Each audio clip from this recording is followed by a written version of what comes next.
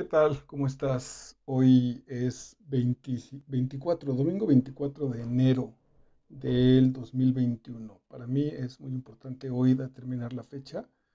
Estamos a 10 meses, 9, 10 meses de la pandemia, de que se declaró la pandemia en México. Aquí se hizo, no oficial como tal, pues, pero cuando menos las medidas de restricción empezaron en marzo del 2020. Y esta charlita, a propósito, así un poco de nuevo, otra vez como con menos luz, intentar estar muy tranquilo. Normalmente tengo prisa por hacerlas breves, pero esta vez vale la pena. Ojalá que me acompañes, meditarle un poco, generar un poco de lo que el corazón me dicte para compartirte. Irá sobre la muerte. Estoy generando algunas charlas, llevo cuatro. Una fue de manera muy sencilla, como explicar cómo se puede hacer una redacción.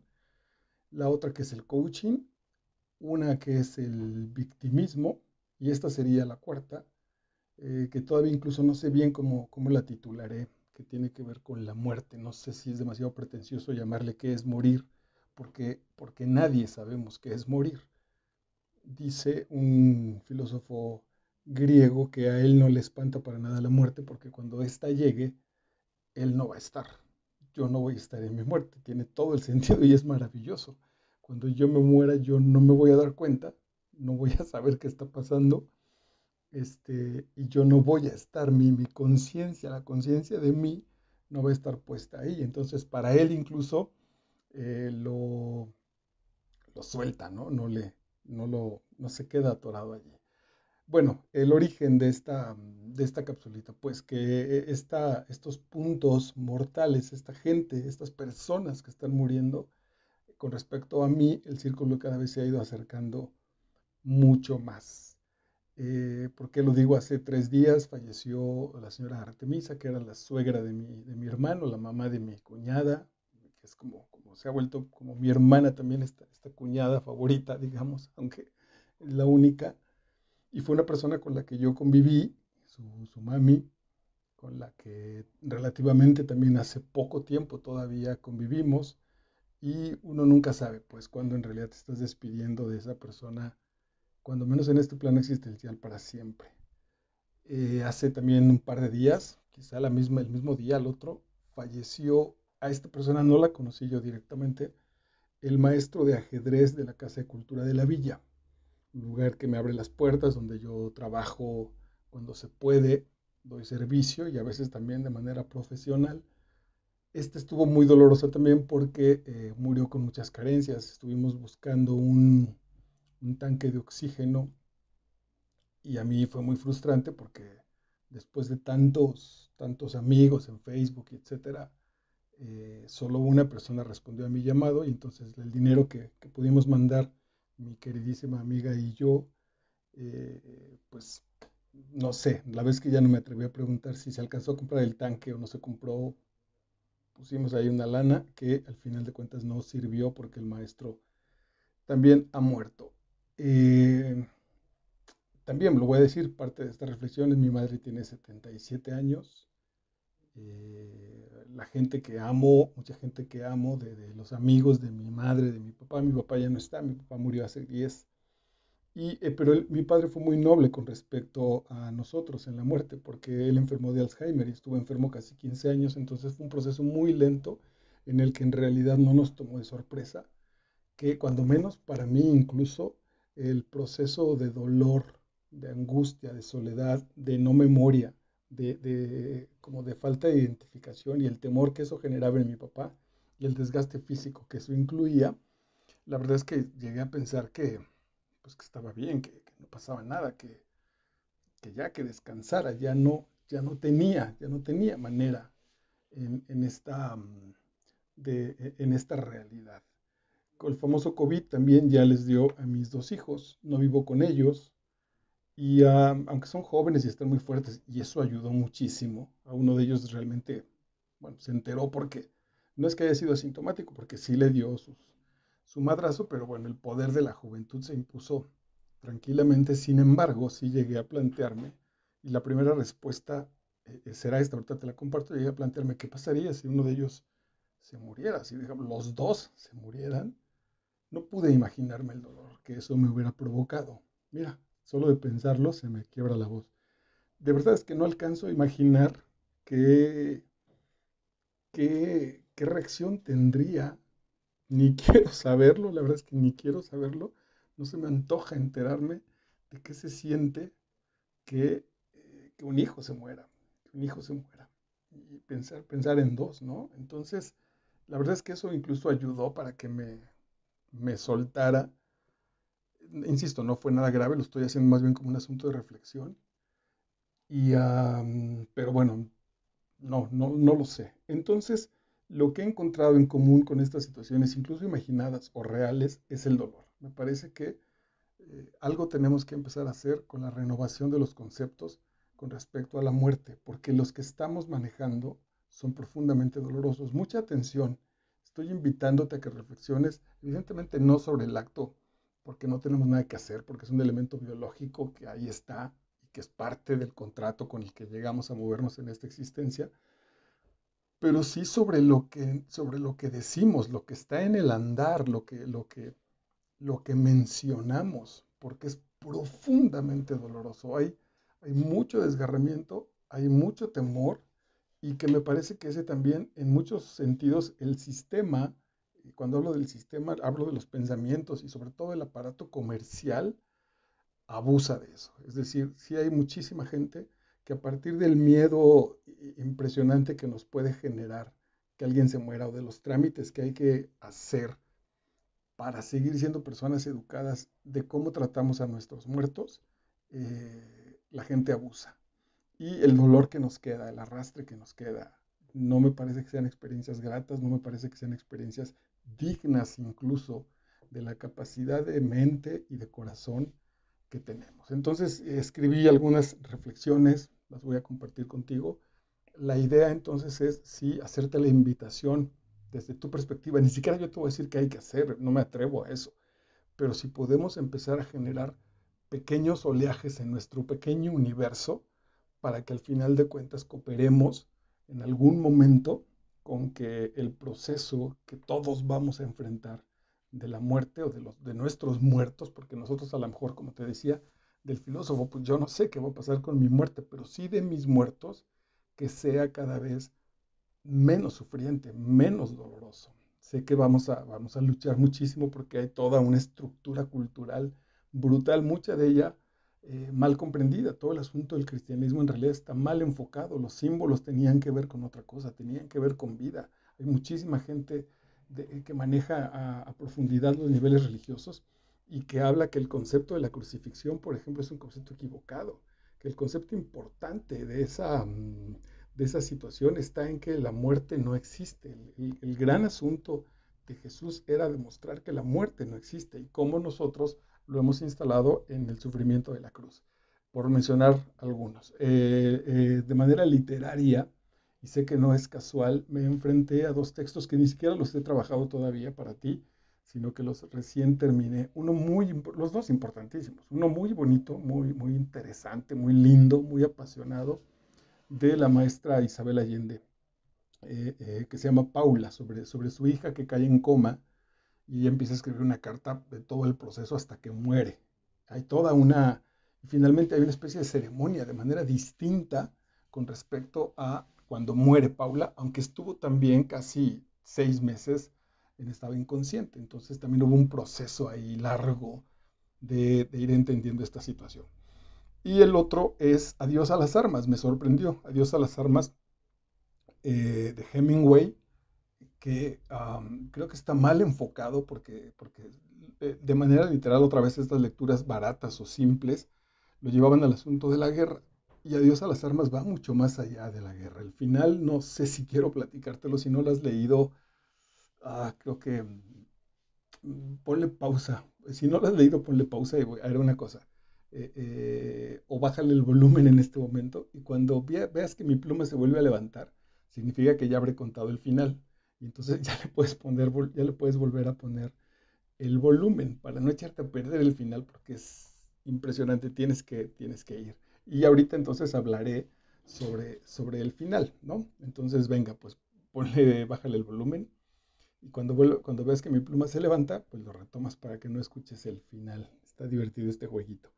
Adiós a las armas es todo un canto a la vida y al esfuerzo de la vida y al asunto de que la maldita guerra se acabe para, para el parto no logrado de la esposa de nuestro personaje, ¿no? Cómo muere el niño, muere ella. Entonces, la vida se vuelve brutal, no hay manera. Suspendes la guerra, ¿para qué? Eliminas la guerra y te escapas de la guerra, le dices adiós a las armas para que tu esposa no pueda dar a luz, dándote los mejores momentos, todo un proceso maravilloso de los 9 meses donde él mismo se estaba regenerando en un nuevo hombre y resulta que se echa a perder por la puta vida, por la puta muerte.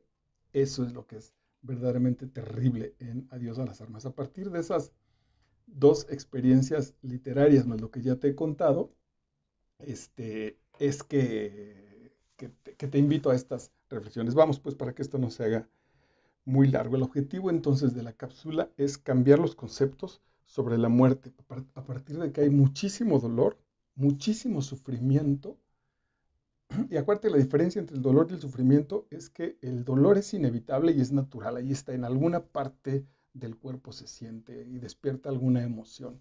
El sufrimiento es opcional, el sufrimiento es una cuestión en la que nosotros quizá no nos damos cuenta, pero estamos metidos ahí sufriendo. Y muchas veces ya no tiene que ver, no muchas, siempre, no tiene que ver ya con el asunto como tal que ocurrió, sino tiene que ver con otros procesos, tiene que ver con otras situaciones, con lo que yo me estoy contando. Si hablando de la muerte, si algún familiar mío cercano se muriera y me encuentra sin dinero, brutalmente sin dinero, de manera que yo no puedo ni siquiera comprarle una caja, no puedo hacer nada porque no tengo dinero, y entonces digo, pues no, no sé, entonces me dice alguien, no sé qué sucede en esos casos, y que alguien diga, bueno, pues entonces vamos a tirar vamos a incinerar el cuerpo y las cenizas se irán a una fosa común, no sé si eso funcione. Y yo diga, sí, está bien. Es muy probable que la tortura social por no haberle dado un buen entierro a la persona sea el sufrimiento. Eso es el sufrimiento. La muerte como tal ya fue, ya ocurrió y generaría el dolor que me haya tenido que generar. Pero todo el resto del proceso se vuelve sufrimiento a partir de cosas que ya no son el hecho, sino que ya están elaboradas con lo que yo me estoy diciendo o con lo que los demás van a decir de mí. ¿Cuántas historias conocemos, tanto literarias como en la vida real, de afanes vanos, yo creo que son vanos, donde pensamos darle al muerto un entierro decente a partir de que no le dimos una vida linda? No tuvimos una buena vida y sin embargo entonces y su tumba o su tumba es una cosa maravillosa y le ponemos flores, etcétera. Lo puedo decir porque incluso ya ambos murieron. Tenía un amigo joven, murió joven apenas el año pasado, que se llevaba horrible con su mamá. Tenía un odio profundo por su mamá y la tenía que cuidar. La mamá estaba muy enferma. No estaba muy enferma, estaba enferma, pero además la tenía que cuidar. La mamá ya no salía, tenía una depresión profunda la mamá de hace mucho tiempo. Y a él le enojaba mucho cargar con ella, pues se ponía mal, le contestaba muy feo. Cuando digo feo, son gritos a una anciana, a partir de gritos y de tómate las putas medicinas y me tienes harto. Muy fuerte la situación, jamás me metí porque además no me preguntó nada, ni mucho menos. Eh, Se muere la señora, a él le pesa el madrazo y 15 días después empieza a publicar en el Facebook que su mamá era maravillosa, que gracias por todo, que su viejita linda, que la está extrañando un montón. Y entonces para mí fue una revolución así muy profunda, más allá de juzgarlos, te estoy hablando de puros hechos, que como cuando estaba viva la señora, entonces lo difícil es cambiarle los pañales a la viejita loca, ¿no? A la viejita gritona, meterle la mano y cambiarle los pinches pañales, limpiarle la cola.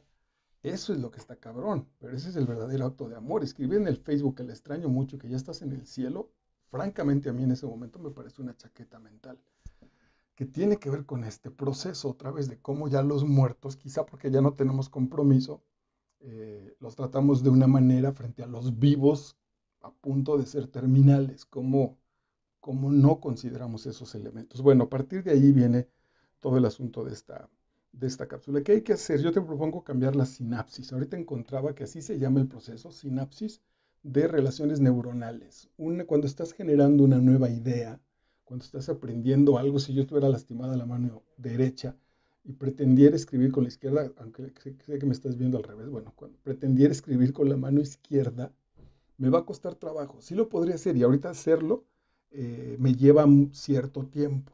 Podría conseguirlo y ser bastante fluido. Tendré que trabajarlo hasta que las relaciones neuronales empiecen a decir, a ver, nos están cambiando el concepto. Quiere escribir con la otra mano, entonces tráiganse la información para acá, elabórenlo para acá. Esas sinapsis son las que hay que reconstruir con respecto a la muerte. Como no tenemos un elemento directo, comprobable según nuestro mundo científico, de ir y regresar, porque incluso si fuéramos capaces de ir y de regresar a contar qué ha pasado, que ya hay elementos para eso, todos los libros que tienen que ver con la gente que ha estado muerta por algunos minutos, no sé si son minutos, y que vio la luz, etcétera, y que luego regresan, son testimonios, pero como no tienen carácter científico, dejamos de creerles. Si yo decía, si mi padre regresara y me diera un mensaje, ah, no sé si me pondría a compartirlo o si francamente iría a ver al psicólogo o al psiquiatra.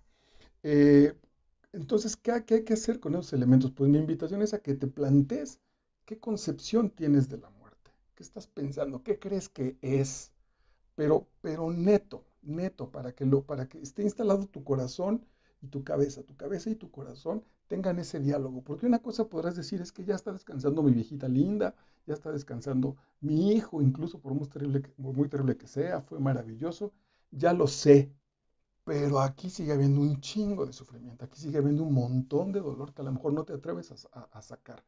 Entonces, verdaderamente a lo mejor en un ejercicio ponernos a escribir qué estoy pensando y qué siento, qué me provoca, qué miedo me da, para empezar a reestructurar tú mismo tus propias sinapsis, aquellas que te permitan dejar ir a la gente muy descansada, haya durado, incluso a lo mejor si ni siquiera nació, si el niño nació muerto, por ejemplo, si ni siquiera alcanzó a vivir, también cuenta como un elemento de vida, del sistema vital al que llegamos, como del ancianito que ya le tocaba descansar, lo que tú quieras, también revisar qué te provoca interiormente, qué cosa te lleva a tu corazón y generar esos nuevos enlaces. Los más sanos de ellos, los menos dolorosos, también empezar a compartirlos, empezar a hacerlos proyectivos. Es decir, hay un montón de información que nos habla de situaciones de la vida eterna, por ejemplo, de reencarnaciones, de situaciones que no marcan el dolor. Hay frases que yo he leído, que he escuchado en videos verdaderamente maravillosas,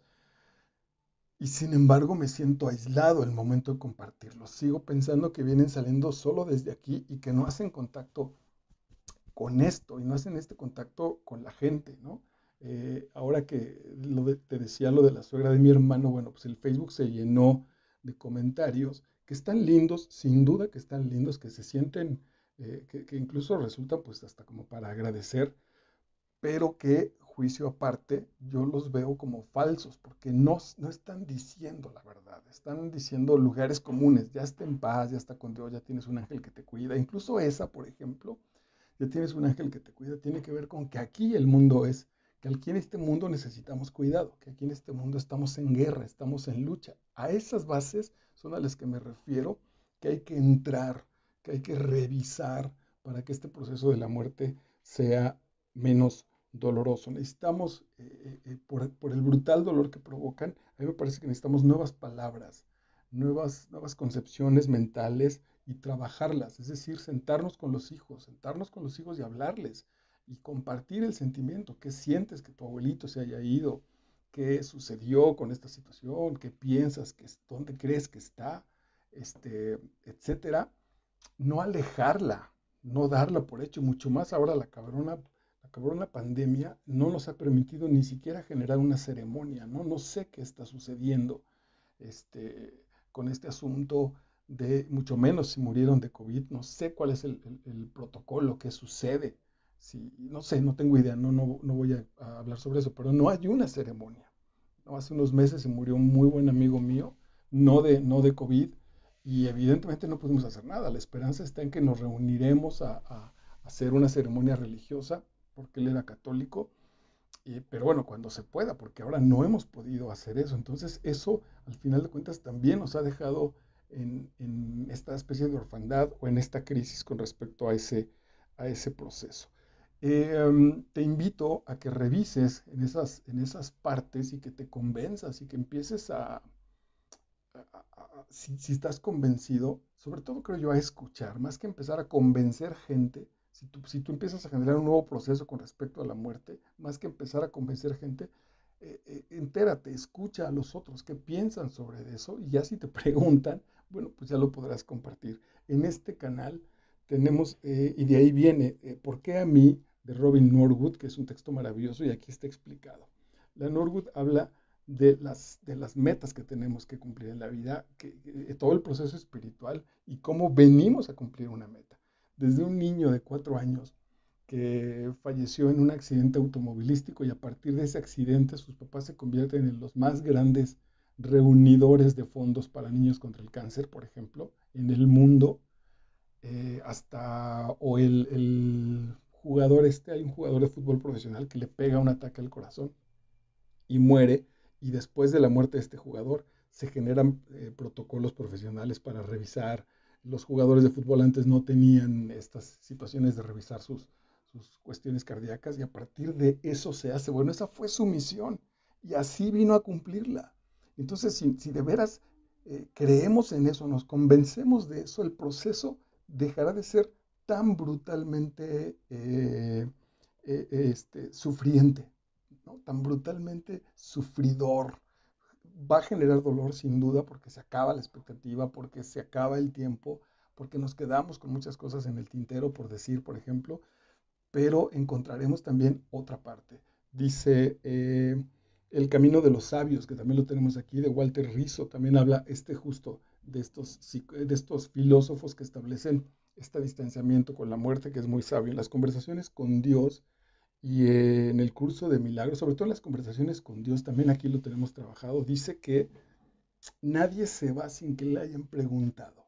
Incluso explica de manera muy linda, muy profunda, muy real, el proceso entre alma, espíritu y cuerpo. Cómo el cuerpo en su diseño por sostener la vida, en sus instintos de mantenerse vivo, a veces ya no está acompañando al alma. El alma ya está en otro lado, ya está trabajando en otro lado. Podemos hablar de estados de coma, por ejemplo, de enfermedades terminales, etcétera, donde el alma ya está colocada en otro proceso, pero el cuerpo está insistiendo y además insiste también con todos los elementos médicos con los que ahora lo sostenemos. El alma está a punto de ir a otro lugar y la persona sigue conectada al respirador o al asunto cardíaco y la mantenemos en ritmos vitales, pero ya no en un proceso de vida. Eso es lo que te invito a que reflexionemos. Si podemos empezar a generar otras disposiciones, otras situaciones.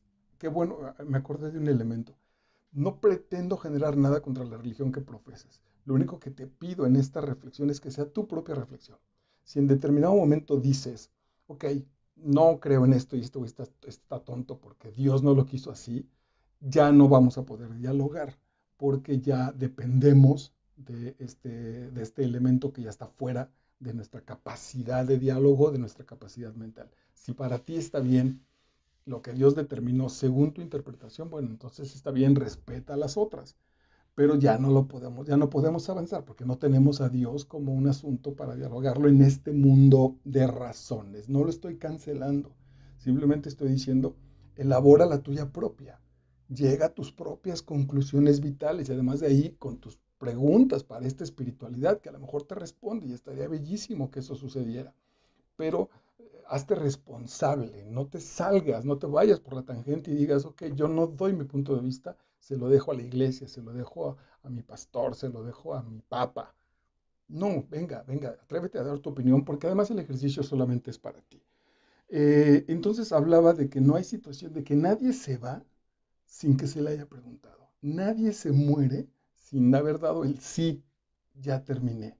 Insisto, tenga 2 años, 4 con cáncer, sea soldado y muerto en una guerra o muera de ancianidad. A todo el mundo se le pregunta si se quiere ir y todo el mundo responde sí, porque esa es la disposición del sistema Dios. Dios así lo creo, ¿no? Yo soy de los que pienso que el regalo más hermoso de la existencia desde siempre ha sido la libertad. Y entonces no puede contradecirse al final de cuentas Dios, o no debería contradecirse al final de cuentas Dios en ese proceso.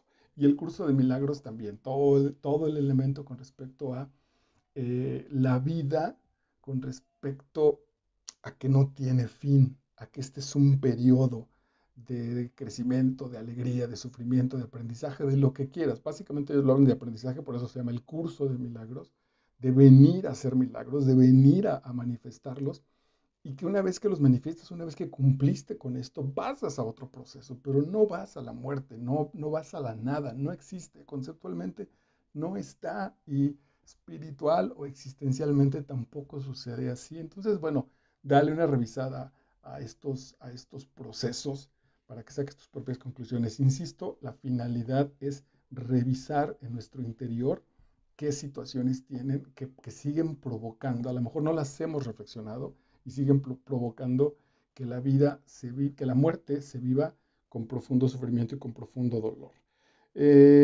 Tengo aquí también las funciones del arte, un elemento, un cursito que te permite detenerte en los elementos literarios para que revises cómo está tu vida, cómo están tus pensamientos en tu vida normal, en tu vida cotidiana, a partir de un elemento artístico, porque ahí viene mucha información.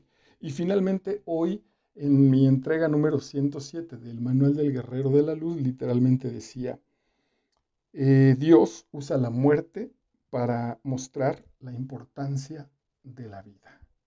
Dios usa la muerte para mostrar la importancia de la vida. Me sacudió profundamente porque ya le estaba dando vueltas al tema. Me sacudió profundamente porque es un regalo, es un elemento de la divinidad. Así está diseñado el sistema. La luz y sombra, el derecho y revés de la misma moneda son Dios muerte. Perdóname, son vida muerte. Es uno solo. No podemos pensar, dicho, cualquiera de los dos nos ayuda a pensar en el otro.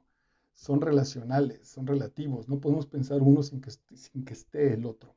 Y si entonces en este balance final Dios usa la muerte para mostrar la importancia de la vida, quizá ahí está el asunto, ¿no? Respetar que los otros ya decidieron, ya cumplieron con su tiempo, que bajarle un poco a la soberbia, que no es nuestro tiempo ni son nuestros intereses, cuando los otros deciden salir de su existencia, y que ahí sí es muy complicado porque de qué tamaño será el mensaje si muere un hijo, si muere tu mejor amigo, si muere tu pareja. Qué mensaje brutal hay ahí, brutal, brutal en el peso, brutal en la consistencia de la experiencia de esa situación, que tengas que darle importancia a la vida, que estoy descuidando a tal grado que la otra persona decidió dejar la vida como un regalo para mí.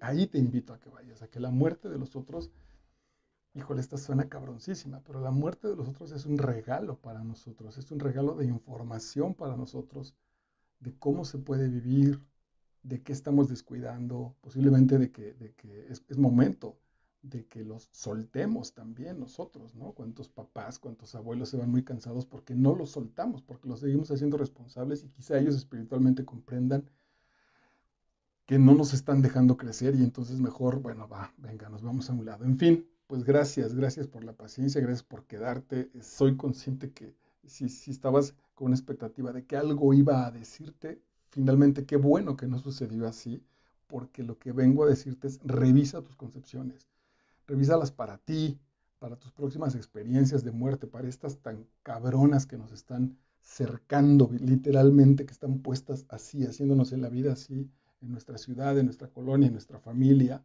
en este brutal tiempo. ¿Qué pensamos con respecto a nosotros mismos? ¿Qué hay que hacer? ¿Qué cosas he dejado de hacer? ¿Qué urge que haga? Porque además eh, la muerte puede aparecer en cualquier momento, ¿no? Yo tengo 54 años y sé que ha habido gente de 29 que está falleciendo del famoso COVID. Entonces, y bueno, que toda la vida ha sido así. ¿Qué cosas, ya acabando esta charla, además, tenía que hacer esta charla, ¿no? Cómo voy cumpliendo con estas situaciones en mi vida, cuáles no desde mi ego, sino desde mi mejor espiritualidad quiero mantener para seguir creciendo. Y a esas te invito. Y la otra, a que vayamos cooperando para nuevas palabras, para nuevos discursos, para palabras sencillas, amorosas, absolutamente amorosas con respecto a una experiencia de este tamaño. Si eres religioso, yo no entiendo como un Dios de qué tamaño sería su neurosis o su perversidad que nos regalara este enorme presente de la muerte tan sufridor. A algo no le estamos entendiendo. Soy Marco Vidal, mi canal es Master Vidal en YouTube. Si quieres dejarme comentarios, te lo agradecería mucho y estoy para servirte. Chao.